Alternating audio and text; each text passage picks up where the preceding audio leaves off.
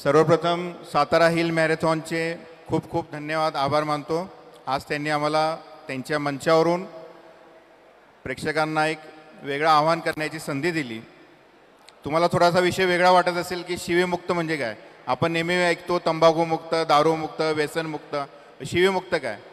तर आजपासून तुम्ही ऑब्झर्व करा, बाहेर गेल्यानंतर तुम्हाला कळेल की नक्कीच शिवीमुक्त होण्याची येणाऱ्या आपल्या भावी पिढीला सुसंस्कारी आणि संस्कारक्षम पिढी घडवण्यासाठी आपल्याला शिवीमुक्तीची गरज आहे। आमची एक टीमची सदस्य आहे संयोगिताताई, यांना मी कॉल करतो, कृपया स्टेजवर यावे। मित्रांनो, 1 जानेवारी 2024 गेले 2 वर्ष झाले आम्ही हे अभियान सातारामध्ये राबवतोय। सुरुवातीला आम्ही अभियान शिवीमुक्त सातारा अभियान म्हणून सुरुवात केली होती। सातारा जिल्ह्यातून विविध स्तरातील समाज माध्यमातील लोकांचा आम्हाला मिळालेला प्रतिसाद आणि इतर जिल्ह्यातून आम्हाला आलेले कॉल, संदेश, विनंती याच्यावरून आम्ही या अभियानाला शिवीमुक्त महाराष्ट्र अभियान केलं आणि संपूर्ण महाराष्ट्रभर हे अभियान आम्ही यावर्षी राबवत आहोत। अभियानाची संकल्पना अशी आहे की आपल्याला ज्या सर्वात पवित्र आपलं नातं आहे आई आणि बहीण, परमेश्वराने आपल्याला आई आणि बहीण खूप पवित्र नातं दिलं, पण आपण त्यांना त्यांचा सन्मान देतोय का? तर याचं उत्तर निश्चितच नाही म्हणून मिळेल। आपल्याला ज्या छत्रपती शिवाजी महाराजांनी जे स्वराज्य दिलं, महाराजांच्या स्वराज्याची एक संकल्पनाच अशी होती की त्यामध्ये सगळ्यांना सन्मान मिळेल, स्त्रीला मातेसमान दर्जा मिळेल। आपल्या महाराजांनी परस्त्रीला, शत्रूच्या स्त्रीलासुद्धा मातेचा दर्जा दिला आणि तिला तशी वागणूक दिली। पण आज महाराजांच्या स्वराज्यात आपण तसं वागत नाही आहोत।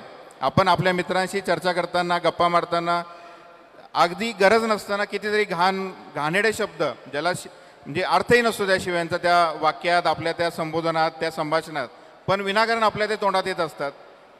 खरं तर त्याची गरजच नसते आणि ह्याच्यावरून आपण कळत नकळत आपल्याच आई आणि बहिणीचा अपमान करत असतो।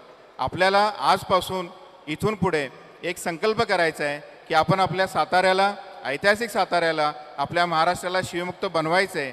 या मंचावरून आम्ही आपल्याला आवाहन करतोय। आता आमच्या संयोगाताई तुम्हाला 2 शब्द बोलतील, त्यानंतर आपण एक शिवीमुक्तीची शपथ या मंचावरून घेऊयात। धन्यवाद। आपण आता फक्त सातारकर नाही तर आज आता उद्या मॅरेथॉनसाठी येणारे सगळे ऑल ओव्हर इंडियाचे आपले रनर्स असतील, तर सगळ्यांनीच इन शॉर्ट आपण शिवी द्यायला बंद केलं पाहिजे। आपण सुरुवातच करतो आईवरनं, ह्याच्यावरनं शिवी देणं वेगळं, आपण मूर्ख, बावळट असं नॉर्मल बोलवताना पण बोलवतो, तर हे पण ह्या गोष्टी आपण बंद केल्या पाहिजे। शिवीमुक्त साताराच नाही, शिवीमुक्त आपला सगळा देश होण्याची अत्यंत गरजेचं आहे। धन्यवाद। यासाठी आता सगळ्यांनी आपण उभं राहायचं आहे। आपल्याला एक प्रतिज्ञा फक्त घ्यायची आहे। ओके, सगळ्यांनी उभं राहा। या ठिकाणी उपस्थित आहेत ते सर्वजण उभे राहा आणि इकडे लक्ष द्या। आपल्याला एक मिनिटाची फक्त शपथ घ्यायची आहे। ओके, हात सगळ्यांनी पुढं करा।